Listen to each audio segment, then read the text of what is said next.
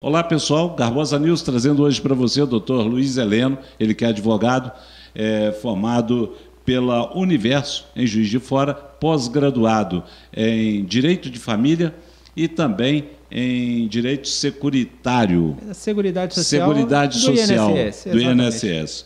E uma pessoa que costuma emitir suas opiniões, motivo pelo qual nós convidamos para vir no Garbosa News. Você vai saber agora o que ele pensa sobre a atualidade política. Quero também pedir a você para se inscrever no canal Garbosa News, deixar o seu ok se você gostou e compartilhar se você concorda com essa conversa, né? Então, dá um ok aí para nós, compartilhe e vem junto comigo saber o que pensa o Dr. Luiz Heleno. Dr. Luiz Heleno, boa noite, obrigado por atender o nosso pedido. Ô Paulo, eu que gostaria de te agradecer de poder participar do seu programa, deixando aquele recadinho para aquelas pessoas que estão em casa e vão participar e vão assistir o seu programa logo depois, essa gravação, esse vídeo, que essas pessoas possam curtir, compartilhar e se vocês puderem se inscrever no canal, fazer parte dessa família, a família Garbosa News, que sem sombra de dúvidas é um programa que visa o esclarecimento da população, levando mais conteúdo, mais informação para as pessoas e vamos tentar aí debater, trazer aí os assuntos que estão do cotidiano e que estão aí pipocando para todos os lados, menos na grande mídia, né? Isso. Então, eu vou começar por aí. Estão acontecendo manifestações pacíficas, pessoal de verde e amarelo, clamando por uma transparência melhor nos resultados. Eu realmente não tenho comprovante da minha eleição, se eu votei, o meu voto foi certo, se o de João, de Maria, e tudo acontecendo pacificamente, mas a grande mídia, de um modo geral, calada. Não se fala muita coisa, pelo menos até ainda há pouco não se falava nada. Lembrando que hoje é dia 7 de novembro, né? Então, eu queria saber, mesmo as rádios pequenas da cidade, poucas manifestações, o que isso representa, qual é a sua versão sobre isso, qual é a sua visão? Pode falar para a gente? Paulo, é estranho nós percebermos que grandes movimentações de pessoas estão protestando ao redor do nosso Brasil, ao longo aí das 27 capitais, ao longo de todos os estados da nossa federação. Temos movimentos que estão acontecendo agora. Alguns movimentos eles viram à noite, viram à madrugada, tendo em vista que pessoas estão dormindo em barracas, dormindo dentro de veículos, dormindo dentro de caminhões. Inclusive, percebemos pessoas de mais idade. Inclusive, vi uma senhora dando um depoimento em um dos vídeos, uma senhora que viveu o golpe de 64. Ela disse que na época tinha 17 anos, estava na rua lutando pelos direitos naquele momento. E percebemos o silêncio ensurdecedor da grande mídia. Percebemos que eles não estão apontando e quando eles mencionam sobre as manifestações, dizem que são manifestações golpistas, dizem que são manifestações antidemocráticas, que violam um direito. Bom, quando nós partimos para poder dizer sobre a questão de direitos, aquela manifestação que visa a paralisação de veículos, a paralisação através de obstrução da via, eu entendo sim que é uma manifestação que acaba solapando o direito de ir e vir das pessoas. Eu não concordo com esse tipo de manifestação. A partir do momento em que os caminhoneiros eles fizeram aquela grande paralisação logo após as eleições, eu ainda conversava com algumas pessoas e dizia para elas, o maior problema não é esses caminhoneiros fechando as vias, não é. Apesar de que eles estão atrapalhando o direito de ir e vir das pessoas e acaba trazendo um transtorno muito grande para essas pessoas. Mas a partir do momento em que esses caminhoneiros, que é a força de trabalho do Brasil, eles param de circular dentro das cidades, levando os produtos, levando a produção agropecuária, levando toda a produção industrial de materiais, de matéria-prima, enfim, toda a base produtiva brasileira, a partir desse momento, eles causam um caos dentro do nosso país. E percebemos enormemente a grande mídia de todos os demais veículos de comunicação, sem falar um pio. E quando eles mencionam, dizem que as manifestações são golpistas. Mas a essência dessa informação, a mídia sempre sendo maliciosa, maldosa em alguns pontos, querendo dizer que esses manifestantes, mesmo eles manifestando um direito constitucional, que é direito de qualquer pessoa se manifestar.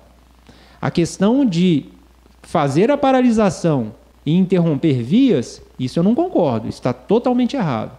Mas a partir do momento em que eles fazem a manifestação pacífica, em que há crianças, há idosos dentro daquelas manifestações, não existe furto, existe uma solidariedade entre aquelas pessoas que estão dentro daqueles locais, sem sombra de dúvidas, é uma manifestação ordeira, uma manifestação que se exprime a vontade daquelas pessoas em manifestar algumas insatisfações em decorrência do nosso processo eleitoral e de outros fatores que ocorreram ao longo dos dias, Paulo.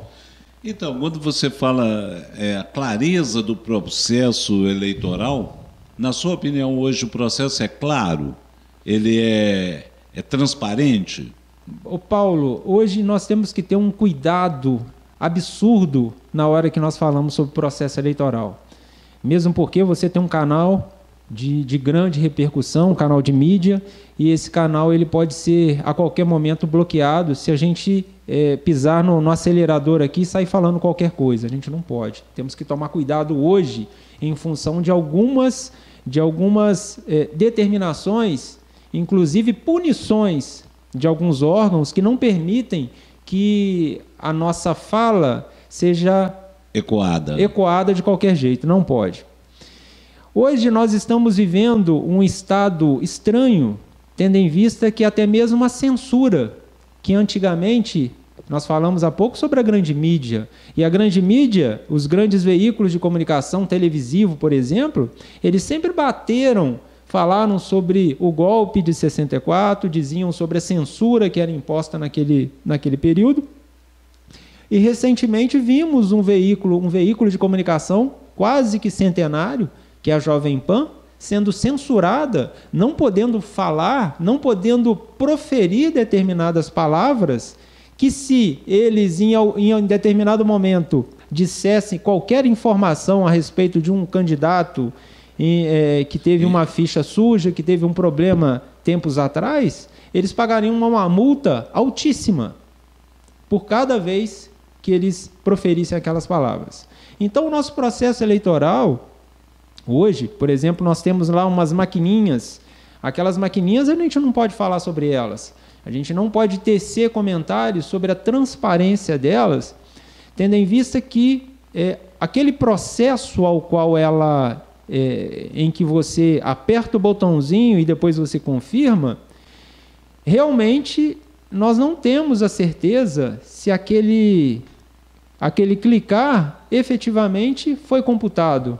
Porque nós estamos percebendo, ao longo dos dias, pessoas discutindo, inclusive a todo momento nós recebemos vídeos de pessoas reclamando, dizendo que elas foram votar e acabaram não votando para o candidato escolhido.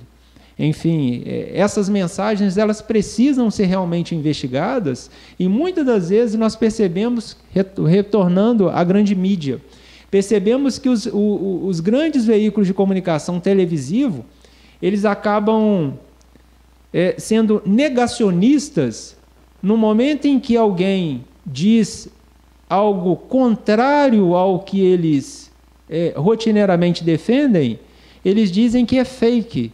E não se é aberta uma investigação para poder apurar se realmente aqueles fatos que foram levantados ou aquelas questões que foram levantadas, se elas realmente são boatos, fakes, inverdades, mentiras, enfim, eles nunca abrem uma investigação sobre aquilo. Apenas dizem que é uma situação mentirosa, costumam atacar a pessoa que leva a mensagem, eles atacam a pessoa, mas a mensagem em si, eles não discutem sobre ela.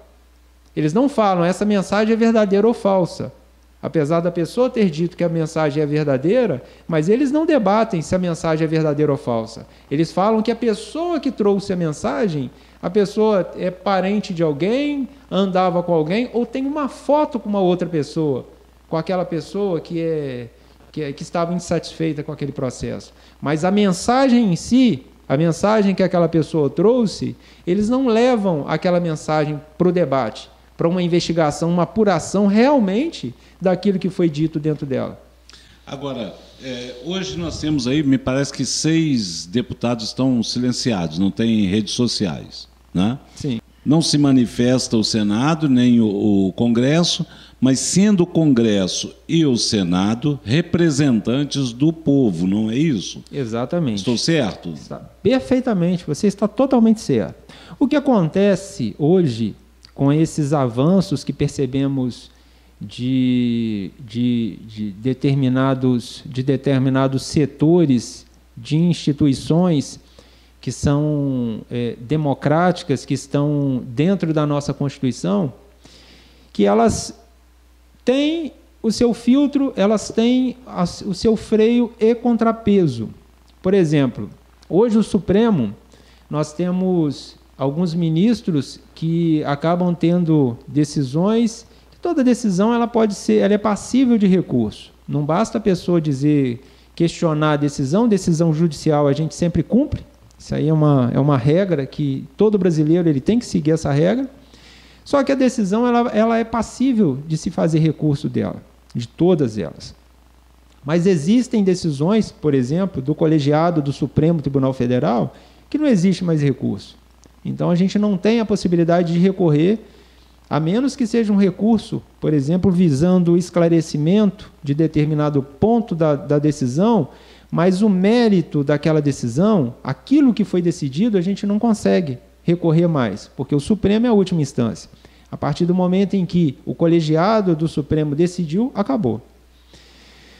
Quem fiscaliza ou deveria fiscalizar o Supremo Tribunal Federal é o Senado. Nós temos como presidente do Senado Federal, ele é o mineiro. E quem fiscaliza o Supremo Tribunal Federal é o Senado brasileiro. Então o Senado ele tem poderes para fazer uma fiscalização do próprio Supremo. Ele pode limitar a atuação do Supremo. Então o Congresso pode até reduzir os poderes do próprio Supremo. Existem medidas hoje, inclusive a chamada PEC da Bengala, que ela está engavetada dentro do Congresso Nacional, e essa PEC ela visa reduzir a idade da aposentadoria daqueles ministros do Supremo. Se essa PEC passar, a idade limite hoje para se aposentar dentro do Supremo Tribunal Federal são 75 anos. Então, ela traria novamente para os 70 anos a idade limite para aqueles servidores poderem se aposentar. Mas existem outras formas em que o próprio Senado Federal ele pode impor limites ao Supremo Tribunal Federal.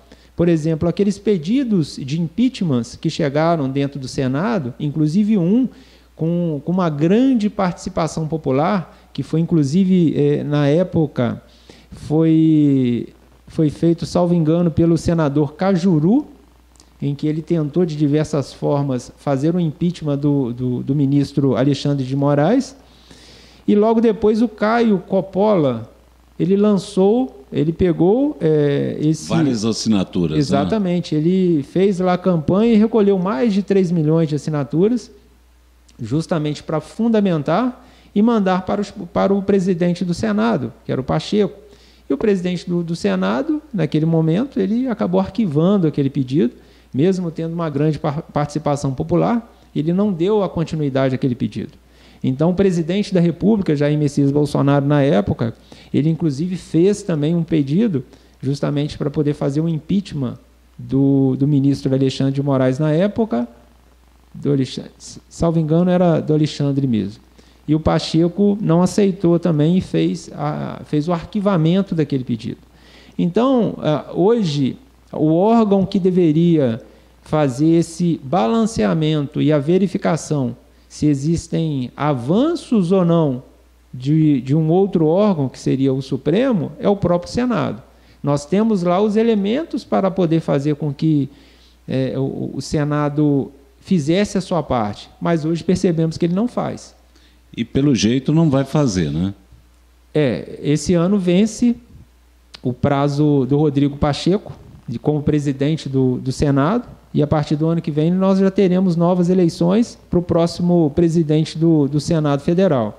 E, assim, a base do governo, a base do atual governo, que nós nunca tínhamos visto, uma onda conservadora da forma que foi criada pelo atual presidente Jair Messias Bolsonaro, nós nunca tínhamos percebido que dentro daquelas casas nós tivéssemos uma onda de tal forma que conseguíssemos o Senado Federal e a Câmara dos Deputados, com uma grande massa de pessoas da direita, voltadas exclusivamente para pautas conservadoras necessárias que visam a questão dos valores, os valores sociais, enfim, os valores da uma sociedade mais firme, robusta, enfim, que tenha interesse na família, na pátria, em defesa da nossa pátria e, enfim, a garantia dos nossos direitos, pelo menos os direitos mínimos necessários para a gente dar continuidade.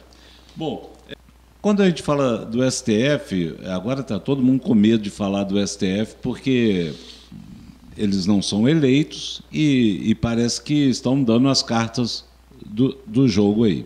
Mas o presidente Jair Messias Bolsonaro sempre falou de jogar nas 4 linhas. A minha pergunta é a seguinte: na sua opinião, o STF está jogando dentro dessas 4 linhas ou já extrapolou há muito tempo?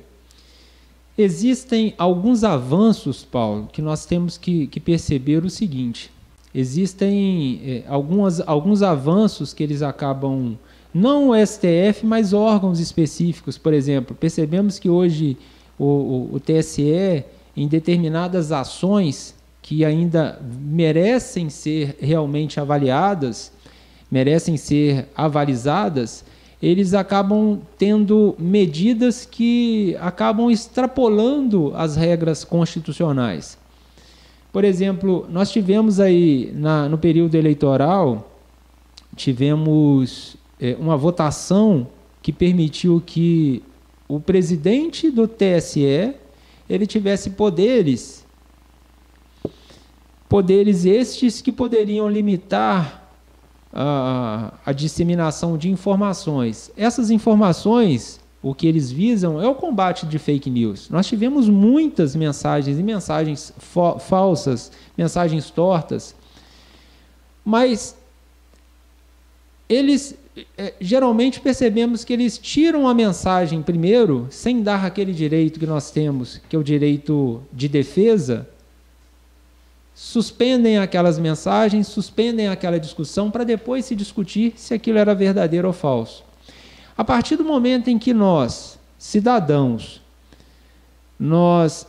deixamos essas extrapolações suplantarem o dia a dia, acontecerem rotineiramente, nós vamos perdendo os nossos direitos pouquinho a pouquinho, automaticamente.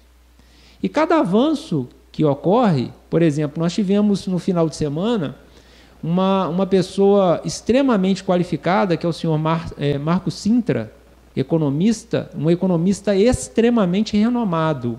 Ele é PhD em economia, é mestre lá fora, salvo o melhor juízo, da Universidade dos Estados Unidos, Harvard, eu não sei se o nome é assim que se diz, a pronúncia é dessa forma, mas ele é uma pessoa extremamente de competência dentro da área dele, um professor da Fundação Getúlio Vargas, e por um comentário dele sobre a questão eleitoral, mesmo não foi nenhuma cobrança que ele fez nas redes dele sobre as máquinas mágicas lá. Ele não disse nada sobre elas.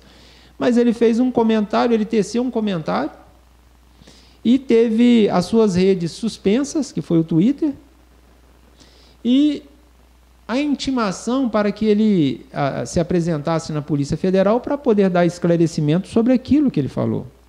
Então, isso são coisas muito sérias que estão acontecendo no nosso dia a dia. São situações extremamente preocupantes, mesmo porque nós aqui estamos com o pé no freio para não falar determinadas situações, porque elas podem ser reconhecidas pelo algoritmo do próprio YouTube ou das demais redes, como se fosse uma ofensa, um ataque às instituições, e nós não estamos atacando as instituições. O que nós queremos, na realidade, é mais transparência, inclusive para a minha profissão.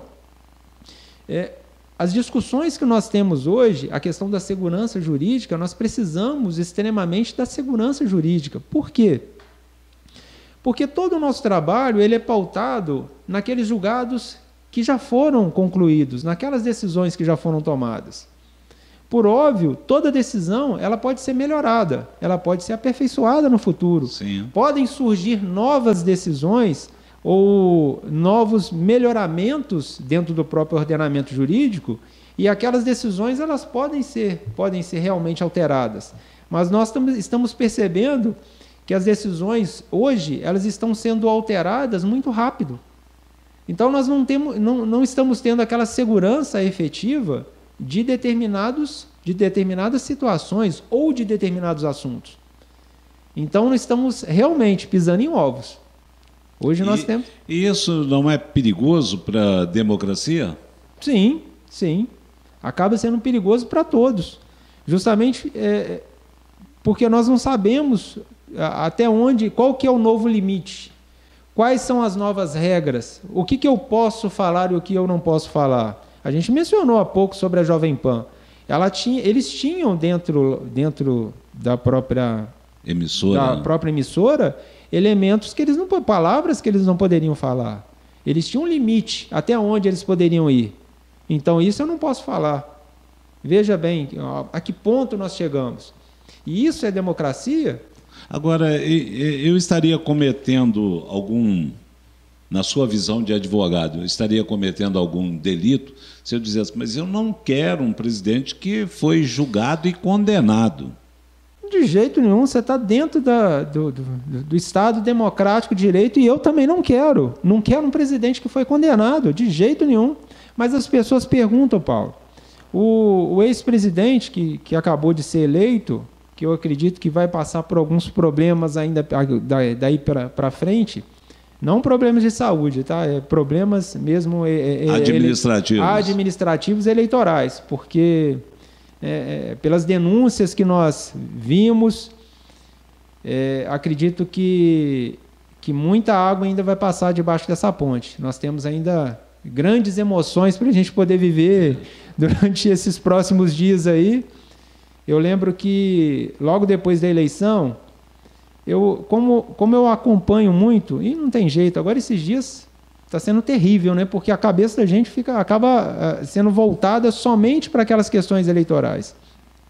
Então, por acompanhar muito e revendo alguns trechos do passado, me lembrava que o atual presidente, o senhor Jair Messias Bolsonaro, ele foi indagado algumas vezes se ele passaria a faixa se ele perdesse a eleição. Ele dizia lá atrás que ele passaria a faixa se as eleições fossem limpas, se fossem transparentes. Então, nós precisamos realmente saber se essas denúncias que surgiram e que estão gerando essas manifestações hoje em todo o Brasil... Se são verdadeiras ou não. Exatamente. Né? Então, esse direito, nós como brasileiros, aqui não importa, Paulo, não importa se a pessoa é da direita ou se a pessoa é da esquerda. Se a pessoa votou no Lula ou se votou no Bolsonaro. Todo mundo merece o direito de saber a transparência. Todo mundo tem esse dever de saber. Então, o meu candidato, eu não quero que ele tenha privilégios. Mesmo porque o Bolsonaro, ele não precisa de mim. De forma nenhuma. Eu não vou nem mencionar você, Paulo, porque eu não sei o seu voto. Mas ele não precisa da população.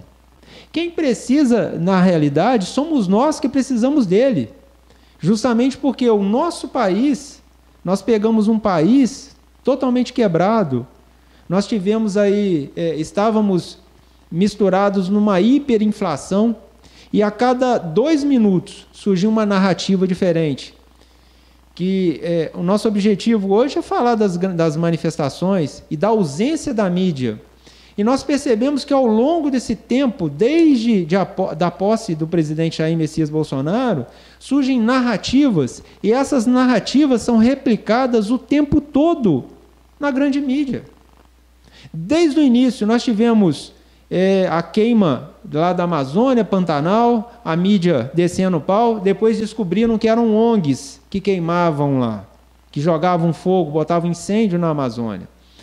Lá é uma floresta úmida, então ela por si só, ela já tem os meios naturais de impedir as grandes chamas dentro da grande floresta amazônica. Mas alguns setores, por óbvio, eles acabam sendo incendiados. Logo depois nós tivemos aquele escândalo do Queiroz, da rachadinha, da suposta rachadinha, que até ontem nós tivemos lá pessoas falando, mas até agora não se comprovou nada.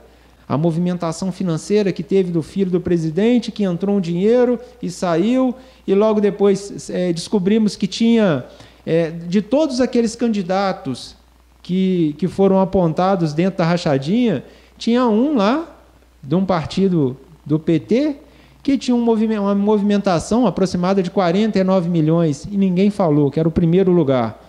Era o primeiro lugar lá da movimentação estranha, que depois ninguém falou mais nada. Logo depois nós tivemos a pandemia, com aquelas grandes discussões que tivemos lá.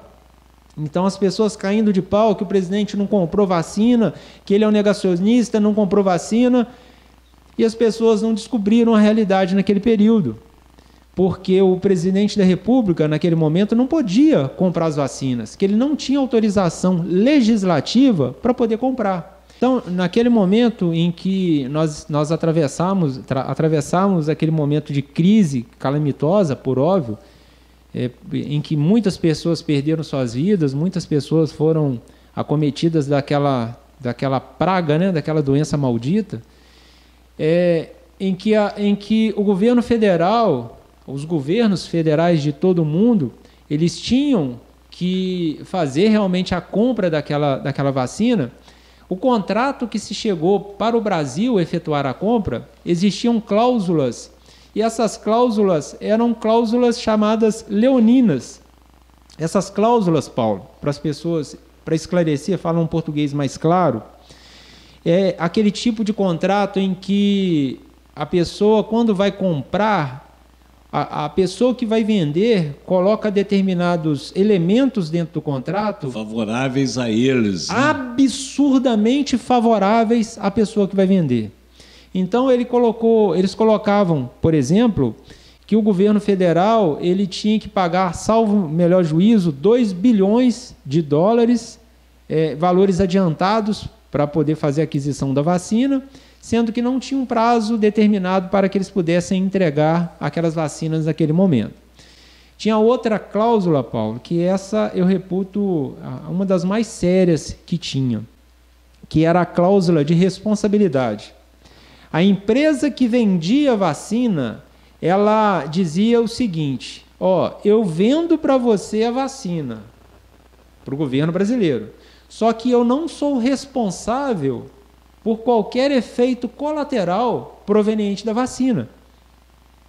Então, a empresa que vendia aquela vacina, ela se isentava da responsabilidade.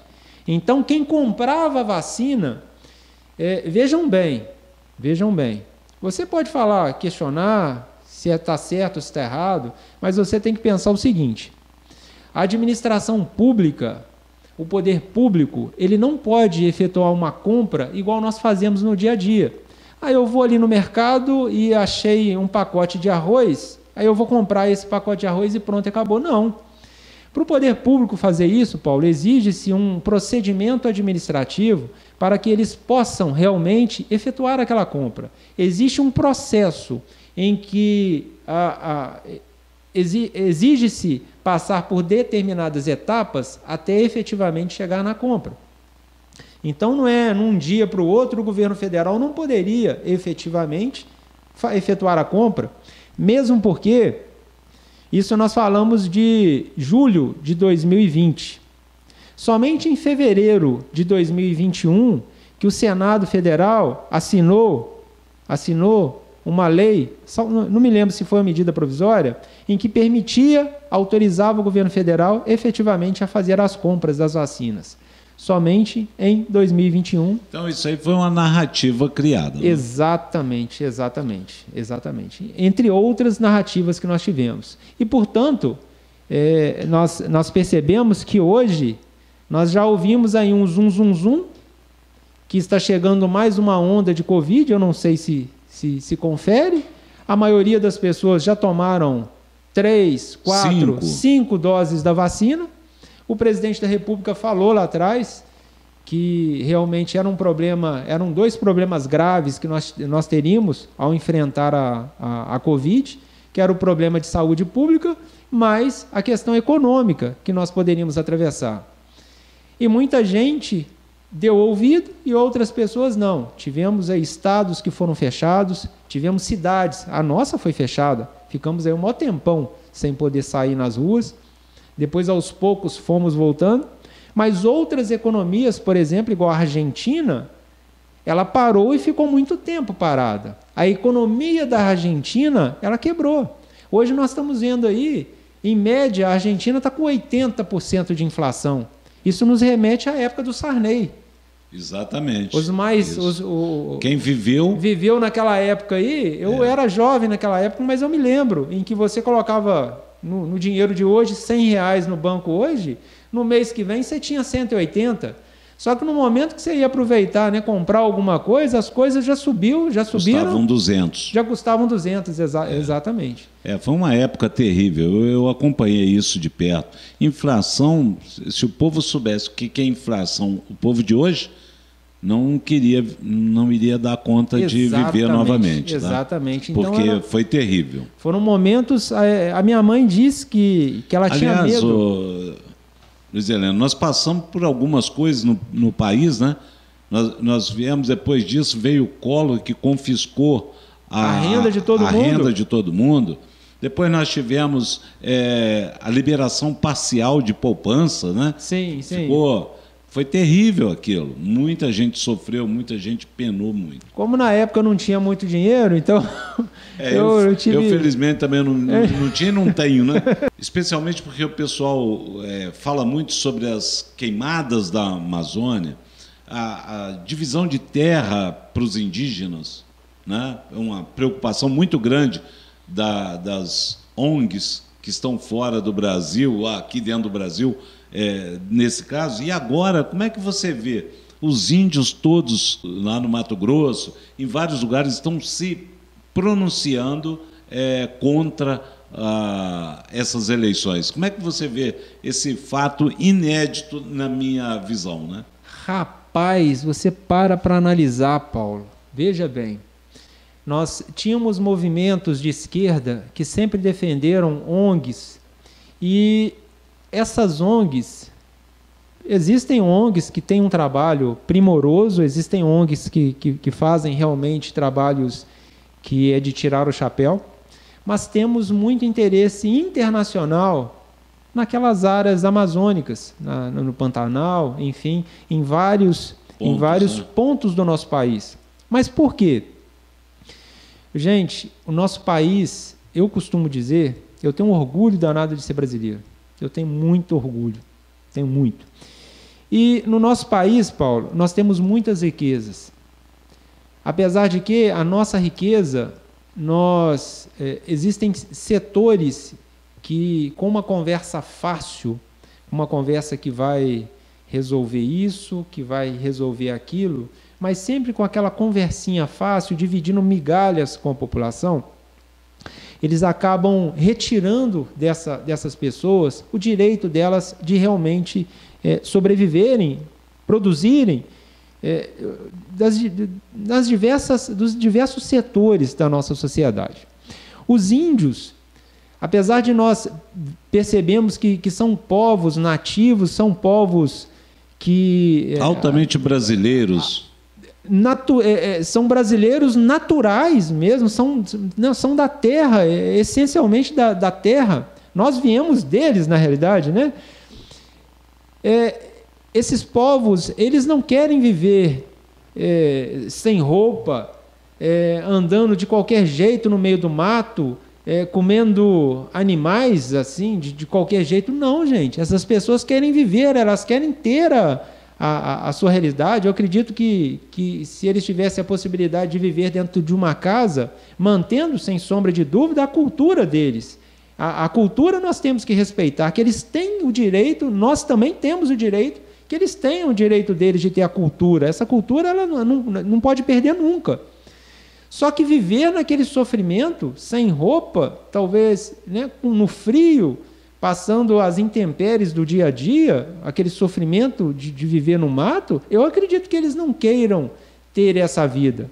Mesmo porque nós sabemos que existem índios hoje que eles têm celular, eles têm computador, eles têm acesso à tecnologia, eles têm caminhonetes, justamente para poder melhorar o acesso, o deslocamento, melhorar a vida desses índios. E hoje sempre ouvimos alguns setores dizer que o índio não gostava do governo federal, não gostava do Bolsonaro e coisa e tal. Percebemos que os índios hoje estão participando ativamente das manifestações, Paulo. Vemos os índios subindo, fazendo declarações, participando ativamente, querendo que o nosso Brasil seja realmente livre.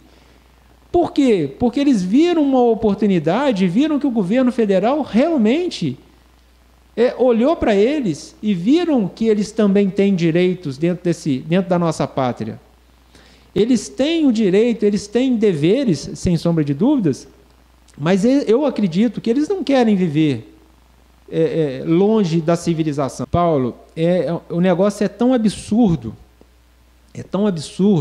quando nós falamos sobre os povos indígenas, porque se nós realmente verificarmos alguns povos, eles não falam português.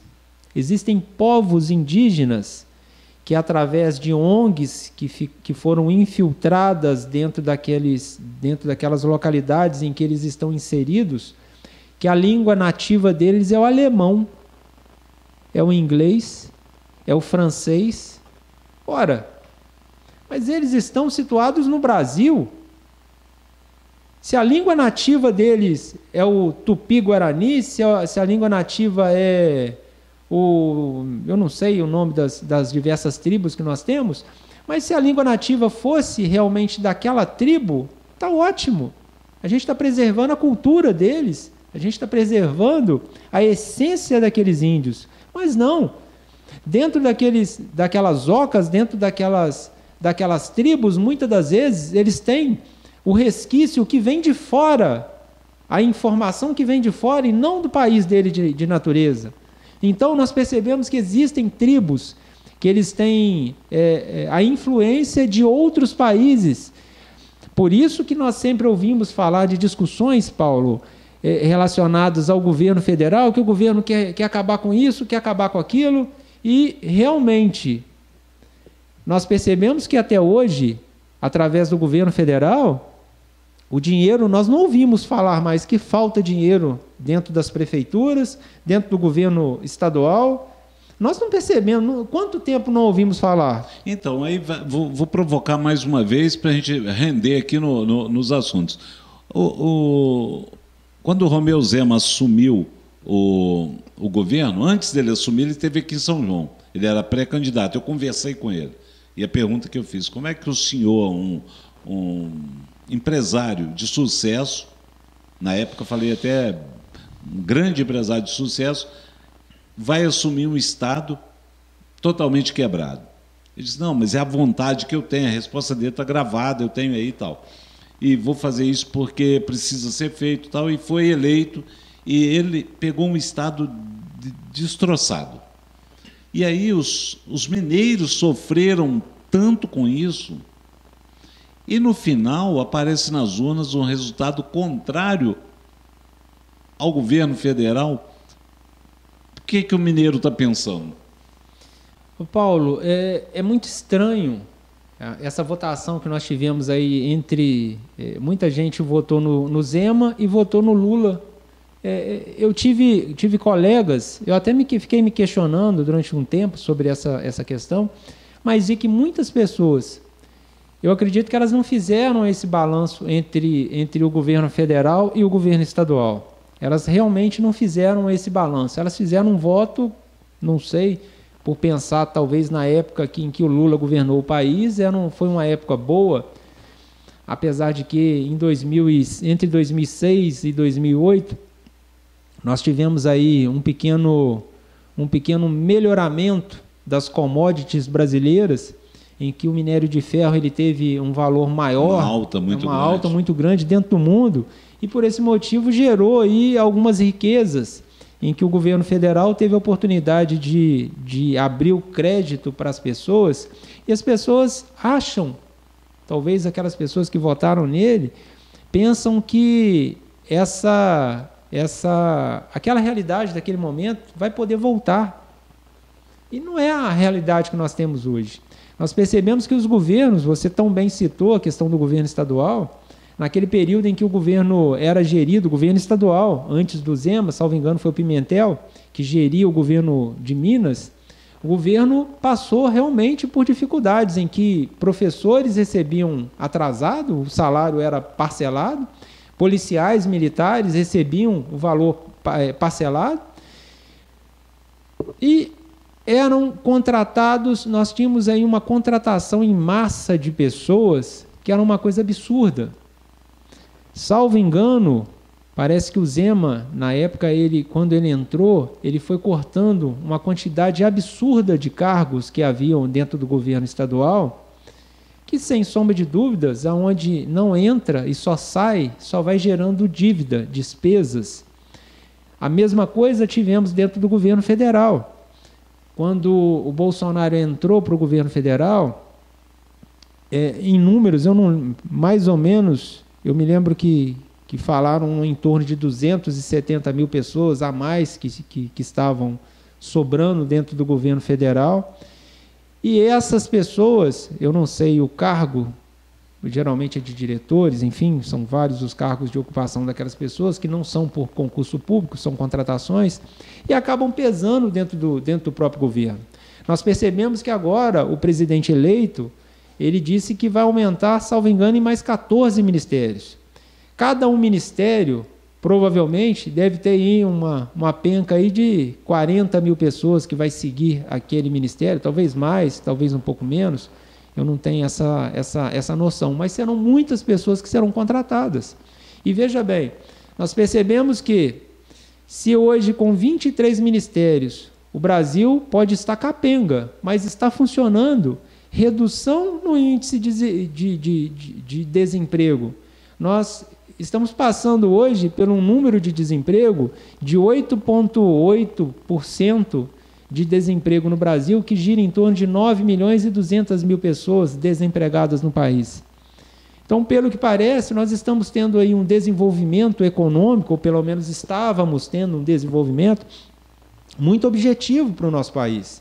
Hoje saiu, inclusive, um índice falando sobre a questão da fome, que em 2020 houve a redução da fome no país. Tem esses números aqui, olha, eu posso te dizer. 2019, 5,4% da população estava abaixo da linha de pobreza. Sim. 2020, 1,9%. Saiu hoje Exatamente. Hoje. E o índice de redução é de 3,5%. Quer dizer, o menor índice, e falaram muito em pobreza, né? Vamos ver como é que vai ficar isso. Né? Sempre falaram que havia no país 30 milhões de pessoas passando fome, né? A divulgação era sempre essa. E desmentido pelo próprio autor, né? Exatamente. Desmentido pelo próprio autor. E hoje temos aí um resultado de um órgão oficial, né? Banco Mundial, né? Banco que fez Mundial. essa informação. Doutor Luiz Heleno, para concluirmos essa conversa, eu gostaria que você fizesse as suas considerações finais e que deixasse seu recado aí dentro, né, incluso aí. Paulo, eu gostaria muito de te agradecer, sem sombra de dúvidas, é mais uma honra poder participar do seu programa, sempre é muito saudável, é um crescimento muito grande que a gente tem, poder bater um papo com uma pessoa de tão grande conhecimento como você é. Muito obrigado mais uma vez.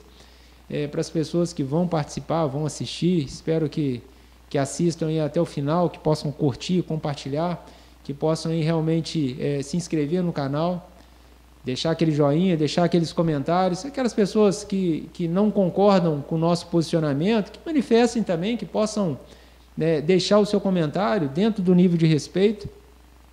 Espero que o novo governo, o governo que venha a partir de 2023, seja um governo eficiente, seja um governo que venha realmente para nós brasileiros, que venha com intenções de melhoramento, que não existe. Não adianta nós pensarmos em Jair Messias Bolsonaro ou Luiz Inácio Lula da Silva como pessoas diferentes, são brasileiros, e acredito que eles deveriam lutar pelo o bem da nação, mas realmente eu espero que ele não suba a rampa, espero que a gente tenha aí modificações nesse período eleitoral ainda, tenhamos aí uma revisão, mas se subir, espero que faça lá um bom governo para todos nós, que tudo aquilo que ele fizer vai realmente refletirá em todos nós brasileiros. Mas, desde já, Paulo, eu gostaria de te agradecer muito, muito obrigado, uma grande satisfação realmente estar aqui no seu programa. Muito obrigado. Eu vou encerrando por aqui, quero dizer o seguinte, que eu também não concordo também não. Eu gostaria muito de que fosse tudo muito mais claro. Eu sempre falo o seguinte, se eu vou fazer um depósito num banco, eu quero o meu recibo, se eu vou votar também eu tenho o direito de querer o meu recibo. Essa obrigação não é minha, essa obrigação é do TSE. Então, eu fico assim, meu posicionamento do Luiz Heleno é o posicionamento dele, o seu é o seu posicionamento. Exatamente. E realmente eu espero que quem assumir, sendo o Lula ou o Jair Messias Bolsonaro, que trate de fazer um país para frente. Não é o que está desenhado, não, mas que faça um país melhor para todos nós brasileiros, né? É verdade. E a gente não pode esquecer, né, Paulo, a questão da própria pandemia, né? Ficamos aí 2 anos parados, né, com a grande recessão mundial, né, cara? E tem mais. Eu volto a insistir, né? A mídia, a grande mídia, a mídia regional, local, tem que falar sobre esse assunto, sim. Exatamente. É justamente para deixar as pessoas esclarecidas, né? Porque tem muita gente achando que acabou, mas olha, tem movimento pelo Brasil todo, né? Durante essa conversa você deve ter visto aí muito filme que eu coloquei aqui mostrando o que aconteceu ontem e hoje nesse país. Exatamente. Nós temos aí, Paulo, lembrando que esses movimentos sobre as manifestações, eles já estão pipocando em todo o mundo, em todos os países do globo, claro. Eles estão pipocando essas informações, e essas informações estão chegando lá e aqui dentro do nosso país. Ninguém está sabendo. Ninguém está sabendo, eles não estão contando para nós, realmente nós brasileiros. Olha, compartilhe, deixa o ok, se não gostou, deixe também o não gostei, mas se gostou, compartilhe, tá? E inscreva-se aí no canal Garbosa News. Você, vem comigo.